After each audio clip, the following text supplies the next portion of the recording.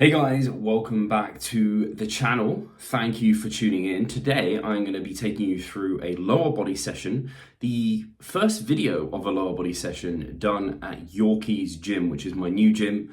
I'm in my new home in Tooting Bec, which is really cool. Tooting Bec? I always get Tooting Bec and Tooting Broadway mixed up, and I think I'm in Bec. I'm pretty sure it's in Bec. So Yorkie's, we're going through a lower body session, and you're going through my third and final lower body session of the week. It's a quad dominant lower body session. Two of my lower body sessions are quad dominant. One of them is hamstring dominant, and that's mostly because I just need my quads to become absolutely insanely big. So I'm going to take you through this. I'm going to do a bit of a voice overview and then see you on the back end. So guys, let's run through this lower body session.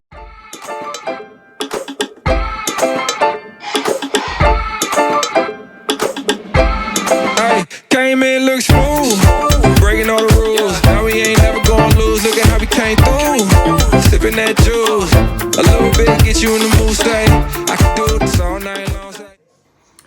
Hey guys, so I'm taking you through my third lower body session of the week. This is a quad dominant session, and that means I start off with quad movements. Sometimes I start off with hamstring movements, even in a quad dominant session. And what makes it quad dominant is then just the fact that I'm focusing and having more volume through the quads than the hamstrings. My hamstrings also need less volume, but also I just need much bigger quads overall. So I start here with a pendulum squat. This is the Watson pendulum squat. I've only ever tried two pendulum squats before, this one and the one by Arsenal. The Arsenal pendulum squat, I will say, feels slightly better. It has a counterweight, which this one lacks. To make up for that fact, I do band it. So with the counterweight, it kind of is helping you. It's kind of like a seesaw, right? So it will help you in the bottom of the hole, and it will just make the resistance profile a little bit smoother throughout the range versus being really hard at the bottom and then really easy at the top. So to kind of counter that, I put on a light band at the top. So in the shortened position, the band kicks in, and really what that is doing is so that I'm not driving up so fast at the top that it becomes really unstable and unbalanced, because I have found that when I didn't band it, I just had so much power coming through the top because it was so much easier that I actually felt really unstable and unbalanced. So it's just helping me there. DJs play my song, live it like it's my last. So keep running that back, hey. I know you can't believe, but right here's the place to be. I got it. Then the next movement I come onto is a leg extension. The really cool thing with this Strive leg extension is the fact that you can select where it is hardest. So you would have seen a dial there where it has different numbers. And essentially you can choose, are you overloading more in the lengthened position or in the short or the beginning portion of the lift, not the short? Or are you emphasizing more in the shortened position or the end of the lift? Most muscles have a stronger, they're stronger in the lengthened range than the shortened. So often with these sort of machines, you can emphasize the lengthened position, and that's a more complementary kind of resistance profile to the strength curve or profile of the muscle that you're trying to train. Also, we know long muscle lengths tend to promote more hypertrophy than short muscle length. So by putting more tension in that long length position, you're promoting potentially more hypertrophy. So it ultimately feels really good. I'm also using the yoga blocks there to help get more range of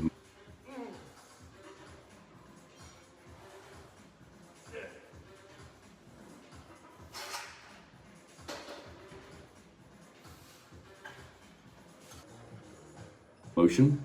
I then move on to this really funky looking leg press. I actually forget what it's called. I think it's not the unique leg press. It's like a CL Fitness or something leg press.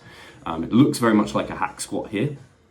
And this has a more resistance profile that's very equal throughout.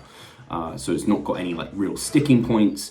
And you can actually use, I'm almost using the heaviest weight on this, which is why I pre-fatigue a little bit more using the leg extensions before it. Previously, I was using the leg extensions last, but I was just I just need something to fatigue me a bit more because my reps just get super high.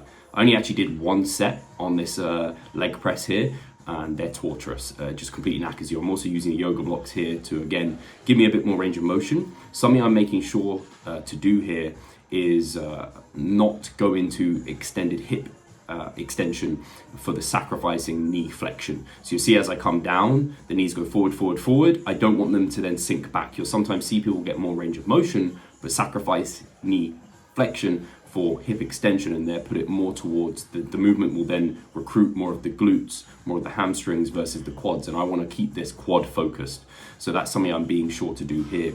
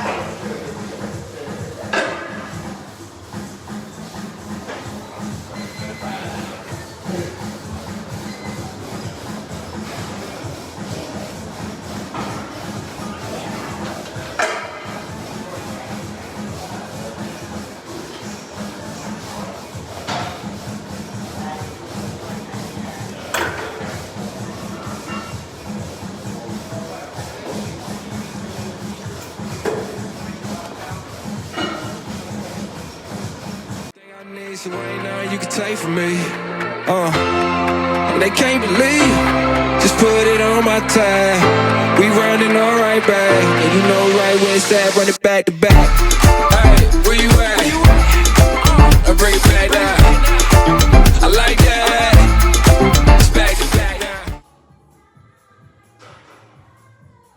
I then finish off with some lying leg curls. Unfortunately, this gym does not have a seated leg curl machine. So I've only got standing or lying. So I do lying leg curls twice, standing once per week. And with these, again, emphasizing the lengthened range. Again, it's a strive machine, so I can emphasize the lengthened range. That's where most of the load is going to be. It then kind of comes off in the shortened position, which is really cool because then I don't need to use quite as much drive and momentum potentially and really do a quick concentric, because you'd use that often to get the full range of motion because it's hard. It gets really hard in that shortened position. Because this drops off and you're weak in that position, it complements that nicely, so you don't have to do it as much. So it's not like a night and day difference between this and another leg curl machine. It just is a little bit more complementary, and you can do things and you don't have to do things the way you might attack a different lying leg curl. But they ultimately feel really good too.